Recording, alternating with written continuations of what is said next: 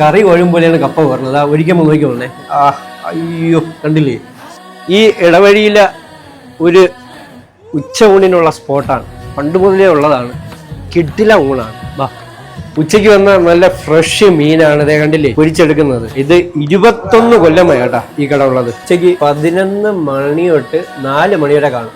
കൊഞ്ചൊക്കെ കണ്ട. ആഹാ, ഇവിടെ ഊണിൻ്റെ കൂടെ കിട്ടുന്നത് ഈ മീൻകറി ഹൈലൈറ്റ് സംഭവമാണ്. ഊണിൻ്റെ കൂടെ കറികൾ വാഴയിലയിൽ തന്നെയാണ് ഇവർ വിളമ്പുന്നത്. അതേ പറഞ്ഞാൽ നമ്മൾ ഈ സാധാരണ കറി കോഴും പോലെയാണ് കപ്പ പറഞ്ഞത്. ഒരിക്കൽ നോക്കിക്കോളേ. അയ്യോ കണ്ടില്ലേ, മീൻ ഫ്രൈ വന്നു.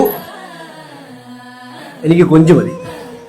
കൊഞ്ചെടുക്കുമ്പോഴേ ഇങ്ങനെ ഇവിടെ തട്ടിയാണ്. കൊഞ്ചിന്റെ സൈസ് കണ്ടല്ലോ, ബഡാ കൊഞ്ചാണ് കേട്ടോ.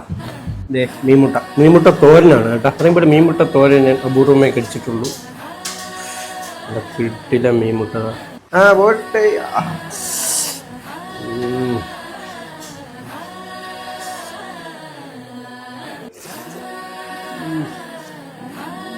അപ്പോൾ സ്റ്റാച്യൂല് ഇവിടെ വന്നിട്ട് നിങ്ങൾ ഊണ് ട്രൈ ചെയ്യണം. കിട്ടില്ല ഊണും കൊഞ്ച് ഫ്രൈയും മീൻമുട്ടയൊക്കെ.